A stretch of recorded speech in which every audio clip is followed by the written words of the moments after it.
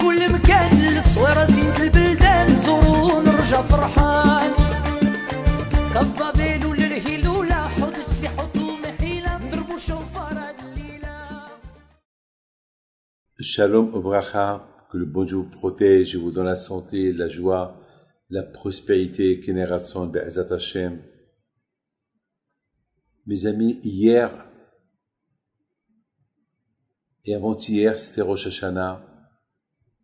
Même que vous allez écouter ce cours-là, je ne sais pas quand, mais en résumé, dans la paracha que nous avons lue de Rosh Hashanah, on a lu la naissance de Yitzhak Avinu.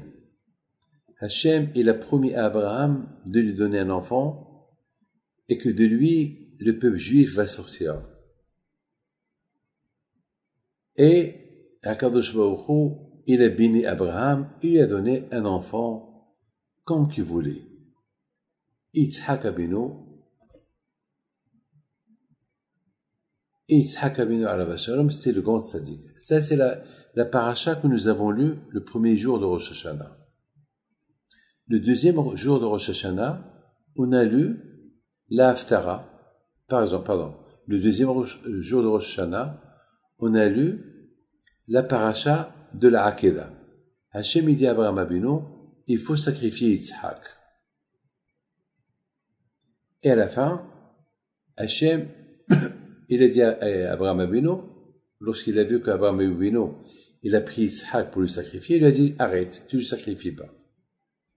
Mais Hachem, il a dit à Abraham, parce que tu as fait ce geste-là, alors, dans toutes les générations à venir, chaque jour, à Rosh Hashanah, je me souviendrai ce que tu as fait, et je pardonnerai à toutes les fautes de tes enfants, jusqu'à la venue de Mashiach. Voilà.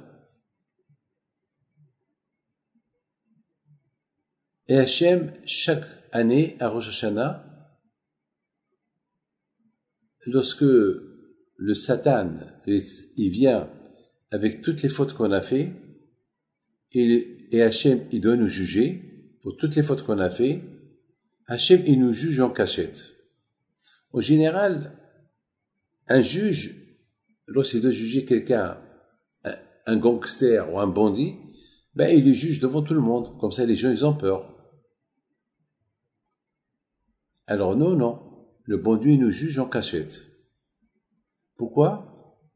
Parce que Hakadosh Baruch Hu, il sait qu'il va bien nous juger. Hachem, il sait qu'il a promis à Abraham Avinu, il a promis à Yitzhak, il a promis à Yaakov, par rapport à ce qu'il a fait à Abraham Avinu, qu'il a sacrifié Yitzhak, il a montré à Hachem qu'il l'aime, alors il a promis qu'à Rosh Hashanah, il nous pardonnera. Il nous jugera bien. Enfin, même qu'on ne mérite pas, mais Hakadosh Baruch Hu, quand même, il fera tout pour le peuple juif, il restera. Malheureusement, regardez, il y avait la Shoah, ou pas? On a perdu 6 millions de juifs. Combien de Shoah on a vu depuis la création du monde? Depuis que le peuple juif, il est peuple. Mais Baruch Hashem, on est encore là. Et ça, c'est à cause de la promesse que Hachem, il a promis à Abraham, et à Yitzhak et à Yaakov. Il leur a promis que jamais le peuple juif, il sera anéanti. Il sera exterminé. Il restera toujours. Et avec la Torah. Comme qu'il a dit Rabbi Shimon Bar Yochai, Torah, le tishakach mi Israël. Jamais on n'oubliera la Torah. Il y aura toujours quelqu'un qui va l'étudier. À l'époque du Moyen-Âge, avec les guerres qu'il y avait avec les croisades dans le monde entier, presque tout le peuple juif a été exterminé. Il n'y avait que presque 250 000 juifs dans le monde entier. Vous vous rendez compte? Il y avait presque que 250 000 juifs dans le monde entier. Et grâce à Dieu, on est là quelques millions aujourd'hui. Hitler, il a voulu la solution finale. Pour lui, la solution finale, nettoyer le monde du juif. Eh bien, il n'a pas réussi. Il s'est nettoyé lui-même. On est là encore. On a Israël, Baruch Hashem. on allait yeshivot, on étudiait la Torah, et aujourd'hui on est en train de voir la paix dans le monde, Baruch Hashem.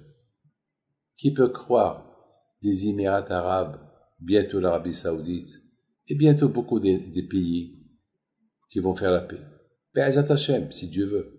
Qui pouvait croire qu'il y a des synagogues juives à gauche et à droite? Si Dieu veut, j'ai pas le droit de trop parler, mais on peut s'attendre à des bonnes choses qui vont arriver, Be'ezat Hashem. Il faut s'attendre. Pourquoi pas? Peut-être si Dieu veut, Mashiach, il viendra dans la paix. On ne veut pas de guerre. On a eu assez de morts. On veut que le bon Dieu soit roi dans la paix. On ne veut pas souffrir.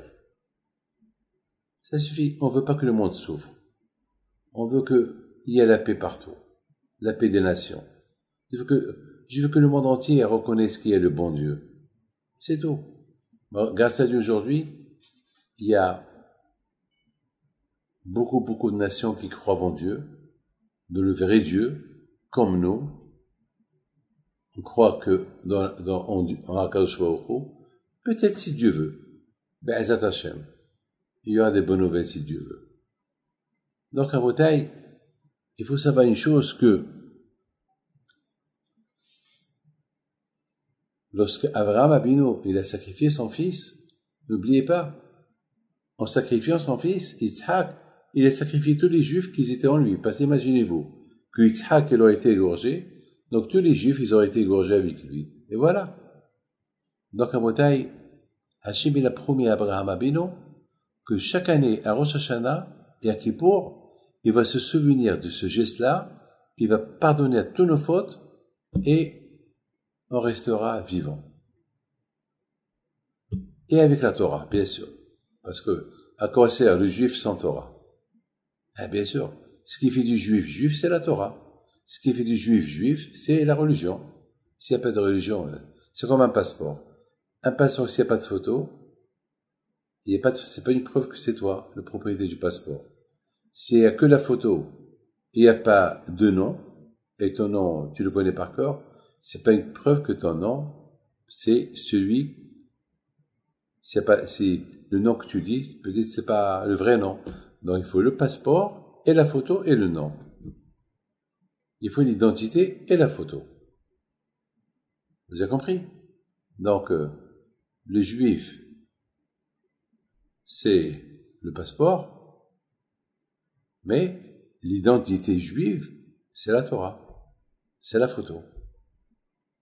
C'est pour ça qu'on dit que il faut ressembler à Hachem. Comment on peut ressembler à Hachem? Ah ben oui, comme que Hachem il est miséricorde, toi aussi sois miséricorde. Vous savez, les Hachamim me disent qu'au fait Hachem, il n'a pas besoin de nous. Nous on a besoin de lui, lui il n'a pas besoin de nous. Lorsqu'il nous donne, c'est pas parce que il nous doit quelque chose, il nous doit rien, c'est nous qu'on lui doit. Mais Hachem, par miséricorde, il nous donne. Alors nous on doit le ressembler. Même lorsqu'on sait que quelqu'un, il est dans le besoin, et que je suis pas obligé de l'aider, il faut l'aider. Pourquoi? Parce qu'Hachem aussi, il n'est pas obligé de t'aider à toi, il t'aide. Alors il faut ressembler à Hachem. Parce que tout ce que tu as, tu le mérites. Tu ne le mérites pas. Et malgré toi, le bon Dieu t'a donné. Alors toi aussi, ressemble à Hachem. Celui qui a besoin, donne-lui. Comme que Hachem il te donne sans qu'il ait besoin de toi, toi aussi donne-lui, même que tu n'as pas besoin de lui, donne-lui. Mes amis, c'est ce qui se passe à Rosh Hashanah. Ah, maintenant, mes amis, c'est ça. Les 2 jours de Rosh Hashanah, on parle de la naissance de Yitzhak, le premier jour. Le deuxième jour, on parle du sacrifice de Yitzhak. Alors, le premier jour, on parle de l'histoire de la naissance de Shmuel HaNavi. Alors, la question qui se pose, quel est le rapport de Shmuel HaNavi? La Haftara devait avoir un lien avec la paracha. Lorsqu'on lit une paracha, il faut que la Haftara qu'on lit après la paracha, il faut qu'elle ait un lien avec la paracha. Or, la naissance de Shmuel Hanavi, elle n'a aucun lien. Elle n'a aucun lien. Son histoire et la prière qu'elle a fait, que Hannah, elle n'avait pas des enfants, elle a prié Hachem, et Hachem lui a donné un enfant, et après, elle a pris cet enfant au Beth Amikdash, et après, elle a fait une prière Hannah. Très bien. Mais quel lien avec la naissance de Yitzhak Avinu? De Yitzhak, ils sont sortis le peuple juif, mais de Shmuel, rien n'est sorti de lui. Alors, c'est quoi? Il n'y a aucun lien. Ça, c'est pour le premier jour. Le deuxième jour, on nous parle, l'Haftara, de Rachel Imenu. Que Rachel Imenu, elle pleure les Juifs qui sont en exil. Et la Torah, elle parle de Ephraïm. Hachem, il aime Ephraïm. Quel rapport avec Ephraïm? Il y a 12 tribus de Réhouben, Shimon, Lévi, Yehuda. Pourquoi on a choisi que Ephraïm? Et pourquoi Rachel Ibenu? On parle de Rachel Ibenu. Quel lien? La paracha du deuxième jour, elle part du sacrifice de Yitzhak Avinu, mais la Haftara, quel sacrifice de Ephraïm? Quel sacrifice de Léa? Il n'y a aucun lien. Aucun lien. Je ne sais pas. Alors si Rachel Ibenu, elle aussi, elle a fait un sacrifice, alors pourquoi on ne dit pas dans la prière, rappelle-toi de sacrifice et de Yitzhak et de Rachel? Non, on parle que de Yitzhak. Et c'est ça, mes amis, qu'on doit essayer de comprendre. Mais mes amis, avant que je vous donne la réponse, je voudrais vous raconter une petite histoire. Une belle histoire qui s'est passée à Mamash, c'est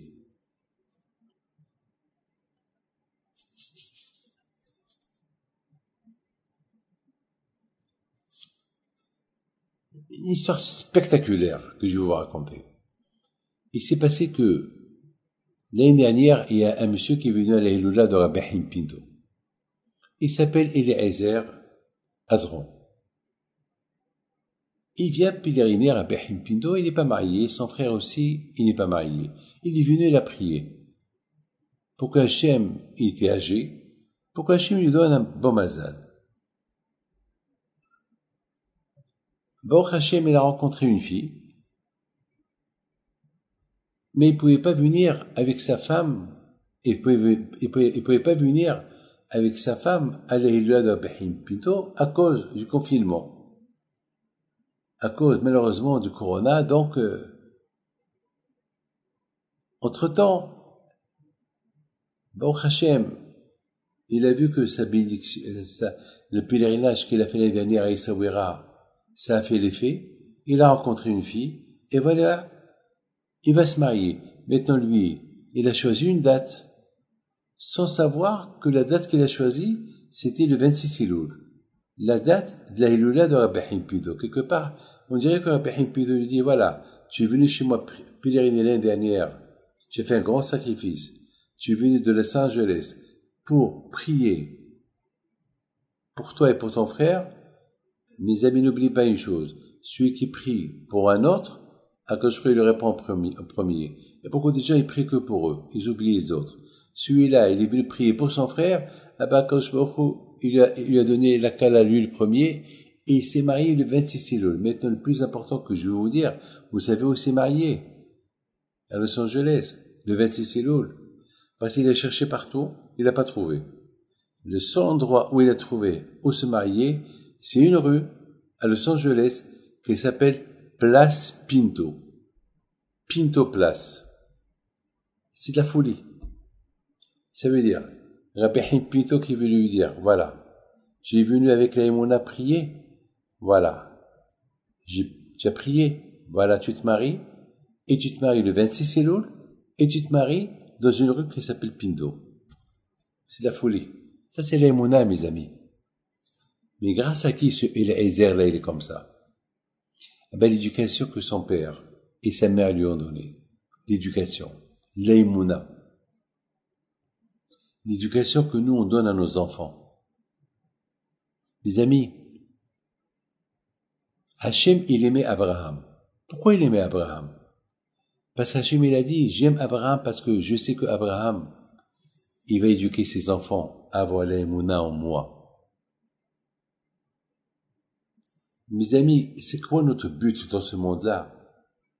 C'est d'ancrer, éduquer nos enfants à avoir l'émouna en bon Dieu. S'il n'y a pas l'émouna, c'est fini. Si la lumière juive, elle est encore allumée, parce qu'on leur donne la émouna. On dit Kinder mitzvah ve'Torah or. La mitzvah, elle s'appelle une bougie. La Torah, c'est la lumière. Lorsqu'on donne à nos enfants la Torah et la bougie, Kinder mitzvah ve'Torah or. Kinder Hashem nishmat Adam. L'âme juive, c'est comme une bougie allumée. Et qui allume cette âme juive? C'est le père, c'est la mère. Ils allument. Lorsque cette maman-là, elle allume les bougies de Shabbat, elle prie pour ses enfants. Lorsqu'on éduque les enfants à se laver les mains, à faire Shema Israël, à se couvrir la tête, à manger kasher, c'est ça qui fait que le peuple juif, il existe encore. Eh ben, c'est ce que la Torah elle nous enseigne. La Torah elle nous enseigne. Elle nous parle de l'éducation que Sarah Imenu elle a donnée à Yitzhak. Pour que Yitzhak il soit sacrifié, pour que Yitzhak il avait 30 ans, pour qu'il accepte qu'il soit sacrifié, c'est parce que Abraham et Sarah ils l'ont éduqué à aimer le bon Dieu, à tel point qu'ils l'ont éduqué à aimer Hachem, jusqu'à que lorsqu'Abraham lui a dit, tu sais, Hachem il a choisi que je te sacrifie, il a accepté. Donc ça veut dire que Rosh Hashanah, c'est la fête de l'éducation. La fête de l'éducation. Rosh Hashanah, c'est la fête de l'éducation. Et c'est la raison pourquoi. Parce que maintenant, Rosh Hashanah, on tourne la page. On tourne la page. Tout ce que j'ai fait l'année dernière, caduque, c'est oublié. Maintenant, je recommence à zéro. Je recommence avec le bon Dieu à zéro. Comme si je viens de naître. Quelqu'un qui fait Teshuvah comme s'il vient de naître. Comme si je viens de naître et je commence maintenant à m'éduquer à être bien. Ce que j'ai fait l'année dernière, je peux le faire. La paracha, mes amis, la naissance de Yitzhak Aminu et son sacrifice. Depuis sa naissance, jusqu'au sacrifice, ses parents l'ont bien éduqué.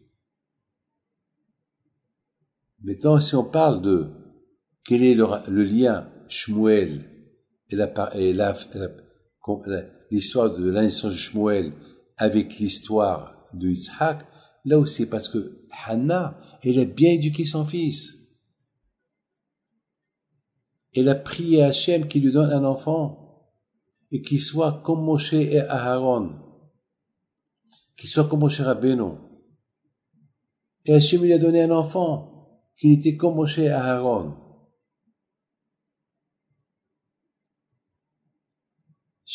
Hannah Nivi'a, il a prié à Hachem, si tu me donnes un enfant, je l'éduquerai bien, et dès qu'il commence à grandir, je le prends au Beth Amikdash, il restera là-bas toute sa vie. Et c'est ce qu'elle a fait. C'est ce qu'elle a fait. Vous avez compris? Il a donné un cadeau au temple. Il a donné son fils. Lorsqu'il avait 3 ou 4 ans, elle a pris au Beth Amikdash et elle a été chez le grand prêtre, Eli. Il dit, voilà, ça c'est mon fils. J'ai fait un vœu. Si le bon Dieu me donne un enfant, je l'amène travailler au Beth Amikdash parce que c'est un Lévi. Voilà, je te le donne. À vie. Il est resté là-bas toute sa vie. Et après, il est devenu le grand prophète des prophètes. Il était prophète comme Moshe et Aaron. C'est la folie. L'éducation. Ça, c'est l'Haftara du premier jour. L'Haftara du deuxième jour, on parle de quoi? On parle du sacrifice. Vous imaginez Hannah, le sacrifice qu'elle a fait, qu'elle prend son fils était stérile, il n'avait pas des enfants, le premier enfant qu'elle a eu, elle le prend, elle le donne, quel sacrifice elle a fait? Et le sacrifice que Shmuel Hanavi il a fait, de se séparer de ses parents, tout jeune, et de rester au Beth Amikdash, c'est de la folie, ça. C'est de la folie. Combien on doit apprendre de Hana Nevi'a, de Shmuel, de Abraham, de Yitzhak, combien on doit éduquer nos enfants. Les sacrifier pour Hachem. C'est quoi les sacrifier pour Hachem? Leur donne une bonne éducation. C'est pas le sacrifice, on les égorge. Non. Surmonter leur mauvais penchant. Donner la valeur à la Torah. C'est ça le sacrifice. Donner toujours priorité à Hachem. C'est ça le sacrifice. Maintenant, on a compris le lien qu'il y a l'histoire de Hana et de Shmuel et de sa naissance avec la naissance de Yitzhak Avinu. L'éducation que Sarah a donnée à Yitzhak, l'éducation que Hana a donnée à Shmuel. Maintenant, on parle du deuxième jour, du sacrifice de Yitzhak, et après on parle de Rachel Imenu, et on parle de Ephraïm. Quel est le lien?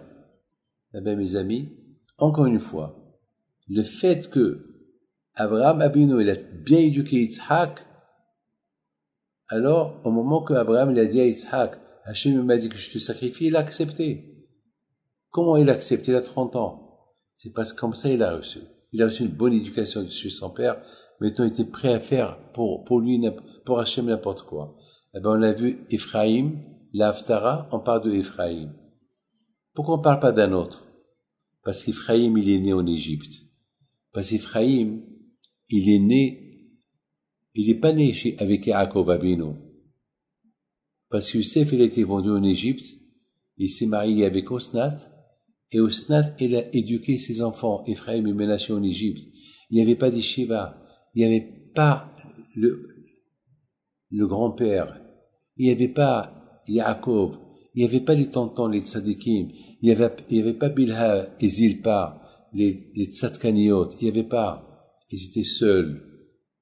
Ephraïm et Ménaché, ils ont grandi en Égypte.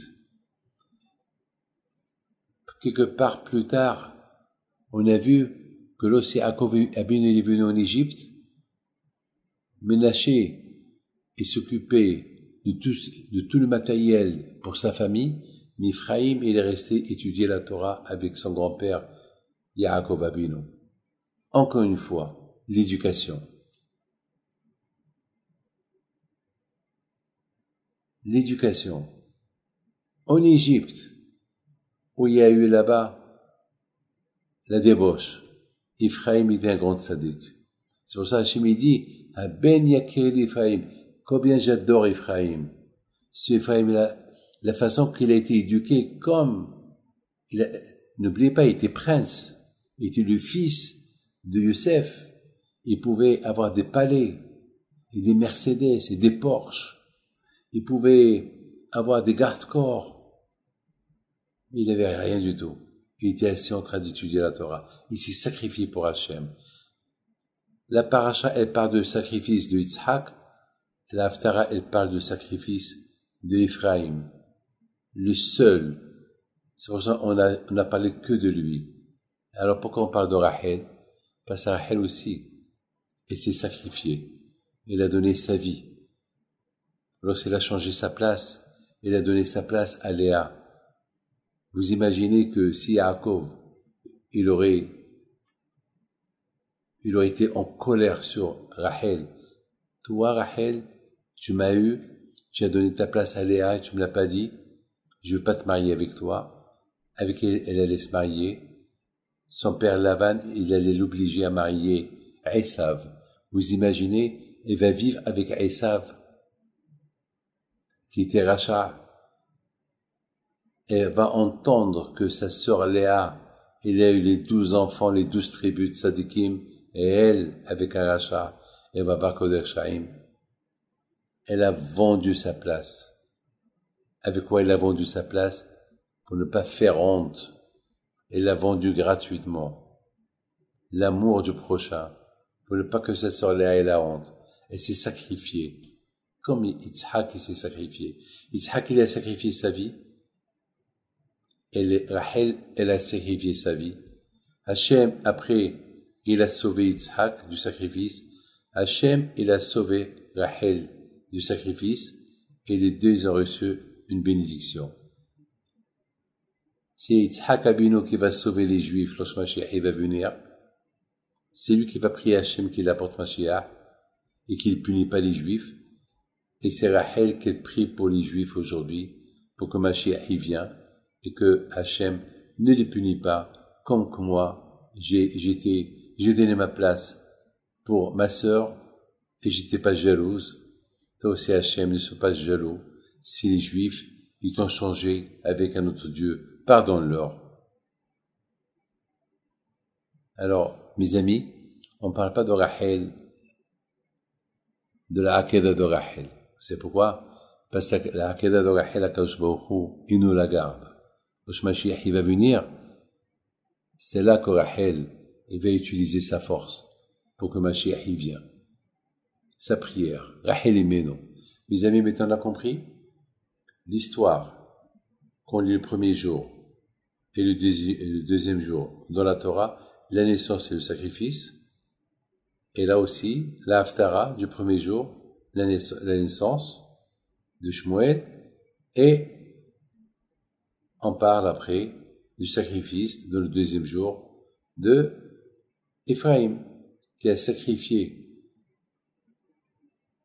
son titre de prince pour s'asseoir et étudier la Torah, et Rachel, elle a sacrifié son avenir pour Léa, sa sœur. Et tout cela, on parle de ça à Rosh Hashanah, pour nous dire qu'à Rosh Hashanah, le plus important de Rosh Hashanah, c'est l'éducation. On doit faire un bilan de conscience, un bilan de changement.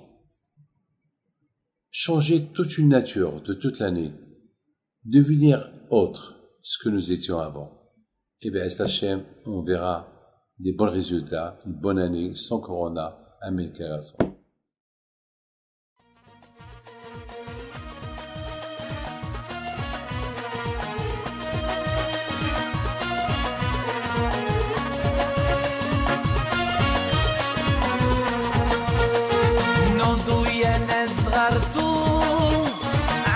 حيم بنتو وقف لنا زي خو